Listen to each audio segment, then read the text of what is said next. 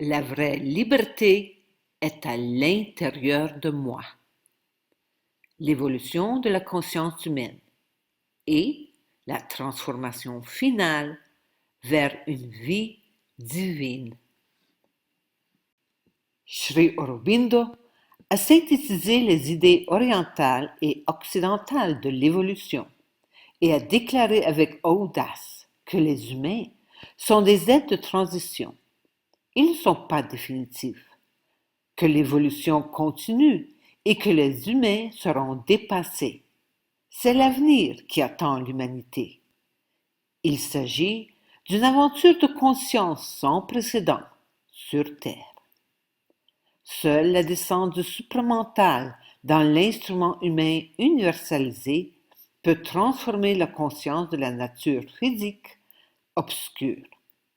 L'humanité est actuellement engagée dans la transformation finale, conduisant à une vie divine, pour éventuellement donner naissance à une nouvelle espèce sur Terre. C'est une démarche radicale qui n'a jamais été tentée auparavant. Ainsi, le yoga intégral va au-delà de la libération individuelle et entreprend une transformation collective et évolutive sur Terre. C'est l'avenir qui attend l'humanité. Cependant, tant que je resterai ignorant de qui je suis et du rôle que je suis destiné à jouer ici sur la planète Terre, je me réincarnerai et je serai contraint de subir les cataclysmes terrestres récurrents. Après de nombreuses vies, je comprends enfin que la planète Terre est un lieu exceptionnel où se manifestera le nouveau royaume divin. L'évolution nous a menés du minéral au végétal, puis à l'animal, à l'humain, et maintenant elle est prête pour le divin. L'Homo sapiens, espèce terrestre, fait le lien entre le règne animal et le futur royaume divin. Une masse critique d'êtres humains éveillés doit accomplir la transformation de leurs trois corps, le corps mental, le corps vital, énergétique et le corps physique. Lorsque cette masse critique sera atteinte, le nouveau royaume divin se manifestera. Le nouveau corps divin sera composé d'une matière entièrement nouvelle. Nous ne pouvons l'imaginer car elle se situe au-delà du mental.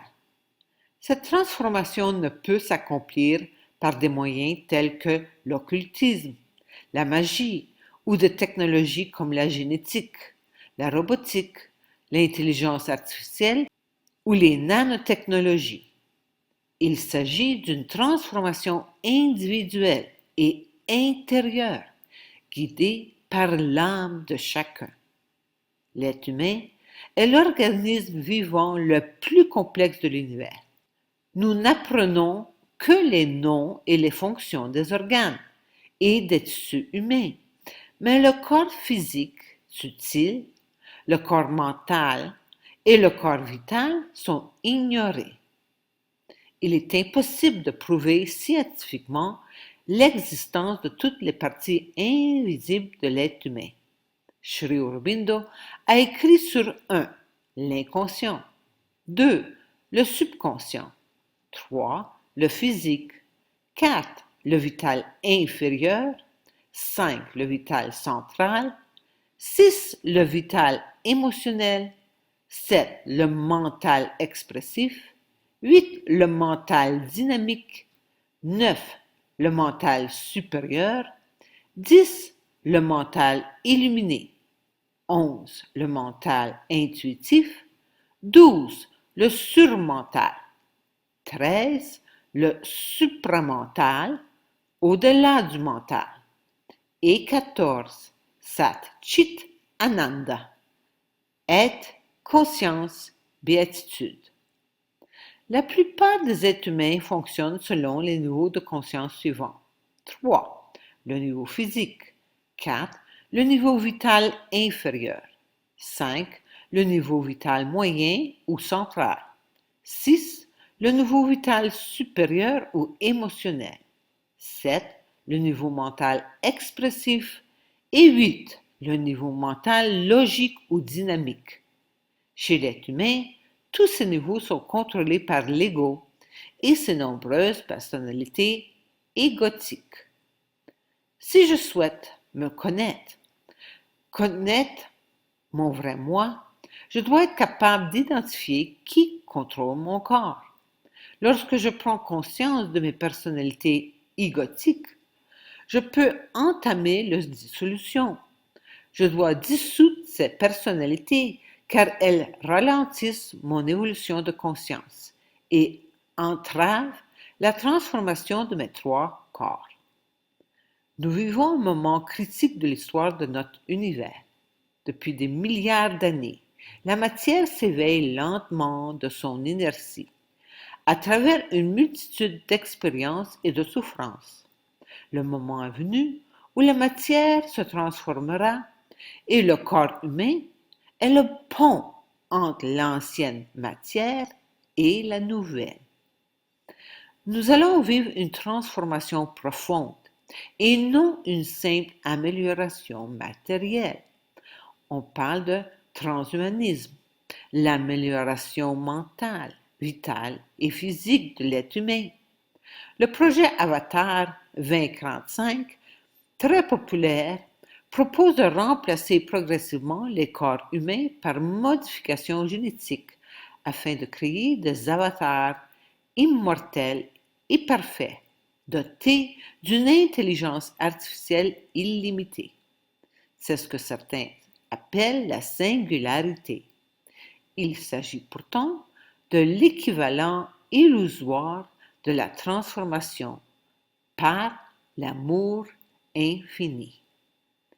À chaque instant, nous devons choisir entre le cyborg du transhumanisme et le surhomme qui précédera l'être supramental annoncé par Sri Aurobindo. Article de Mado, tripletransformation.ca. Je recommande vivement l'ego, meilleur ami ou pire ennemi. La transformation par l'amour infini exprimera la vérité, la conscience au sein des corps physiques individuels. Ce qui se manifeste est un nouveau royaume qui transcende l'être humain. Il s'agit d'une transformation de la conscience humaine qui se produit individuellement et non collectivement. Cela se produira grâce à des individus qui célèbrent leurs différences et trouvent le courage de s'affranchir du carcan de la pensée collective. L'élite mondiale, que l'on appelle eux, tente d'entraver l'évolution de la conscience humaine afin de maintenir ces sujets sous sa coupe et de les contrôler facilement. Secrètement, elle organise une prise de contrôle mondiale de la planète Terre depuis des siècles. Elle crée et utilise des groupes de réflexion internationaux, Tavistock, Bilderberg et bien d'autres, des sociétés secrètes, Illuminati, Jésuites et bien d'autres, et tire les ficelles de tous les systèmes qui constituent la société civilisée. Religion, politique, droit, finance, économie, industrie, commerce, santé, médias, éducation, famille, environnement, etc. Il est essentiel d'avoir une vision globale de tous ces systèmes pour réussir la transformation de mes trois corps. Il est important de comprendre les différentes méthodes utilisées pour contrôler le mental, mes pensées et croyances, le corps énergétique, mes désirs et émotions, et le corps physique, maladie et mort, au sein de chacun de ces systèmes. L'éveil intérieur est guidé par l'âme de chaque être humain consentant et conscient. L'Apocalypse. L'Apocalypse annonce-t-elle la fin du monde? Vous savez, l'Antéchrist, l'Armageddon, la bataille finale entre le bien et le mal. Que signifie littéralement le mot apocalypse? Apocalypse signifie dévoiler ou révéler. L'Apocalypse est littéralement une révélation.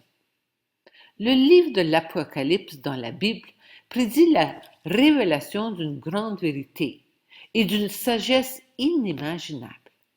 L'Apocalypse n'est pas la fin du monde. Cependant, elle marque la fin du monde tel que nous l'avons connu. La prophétie de l'Apocalypse est l'un des messages les plus parfaits de la Bible, et pourtant il a été déformé. L'Apocalypse viendra, mais elle sera totalement différente de ce que l'on nous a fait croire. Depuis la création, les voiles qui obscurisent la conscience humaine se lèvent progressivement, emportant avec eux tous les systèmes qui protègent la civilisation moderne.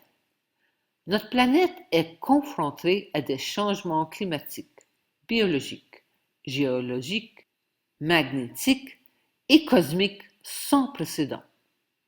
Le livre de l'Apocalypse offre un bel exemple de vérité partagée.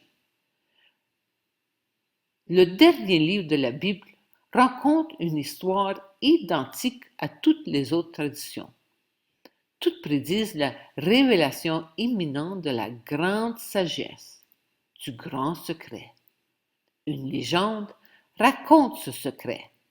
Ce secret est enfoui profondément en nous et attend patiemment un moment charnière où une masse critique d'individus prendra conscience de la vérité, la connaissance et la sagesse nécessaires à la transformation. À cet instant, l'être nouveau émergera. Il est intéressant de constater que l'humanité a vu se répandre des philosophies qui s'accordent sur un point. Une grande illumination est à venir. Dans chaque culture, à chaque époque, aux quatre coins du monde, le rêve humain s'est concentré sur le même concept, la transformation de l'humanité vers son plein potentiel. Seule la vérité peut expliquer une telle synchronicité des croyances. La vérité universelle réside dans l'âme de chacun. Je crois que c'est pourquoi toutes les histoires se ressemblent. Elles parlent toutes de la vérité. La vérité a du pouvoir, et c'est pourquoi nous sommes tous attirés par les mêmes idées. La vérité est inscrite au plus profond de nous.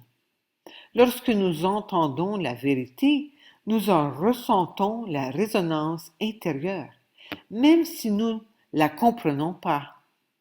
La vérité vibre au rythme de notre sagesse inconsciente. Je crois que la vérité ne s'apprend pas. Elle se rappelle, se remémore, se reconnaît, car elle est en nous. Dévoiler la vérité n'est pas chose aisée. Les forces des ténèbres s'opposent frontalement à la lumière. C'est la loi de la nature et de l'équilibre. Nous voyons clairement les ténèbres grandir autour de nous aujourd'hui, mais nous devons réaliser qu'une quantité égale de lumière se développe. Nous sommes à l'aube d'une transformation.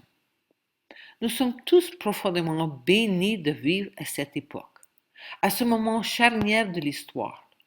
Nous avons tous choisi de vivre dans ce laps de temps très court pour être témoins de cette transformation humaine.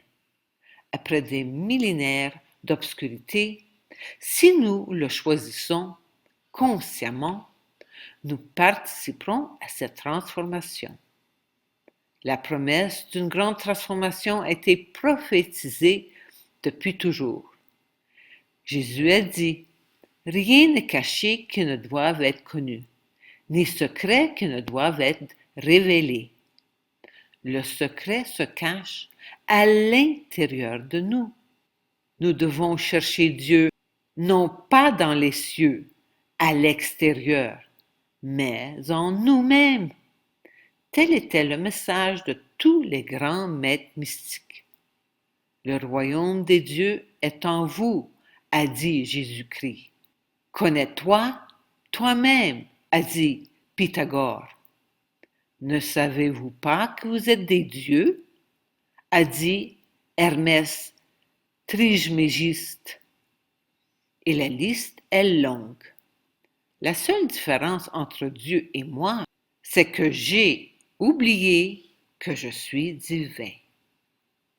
Nous sommes créateurs, mais nous continuons à jouer le rôle de la créature. Nous nous percevons comme des moutons impuissants, ayant besoin d'un sauveur, car il y a toujours un coupable. Et nous persistons à vivre dans ce triangle de l'enfer. Dès que nous prendrons conscience de notre véritable pouvoir, nous vivrons en pleine conscience de notre création, en tant que créatrice consciente. Nous façonnerons alors la réalité au lieu de réagir à l'illusion. Amour infini.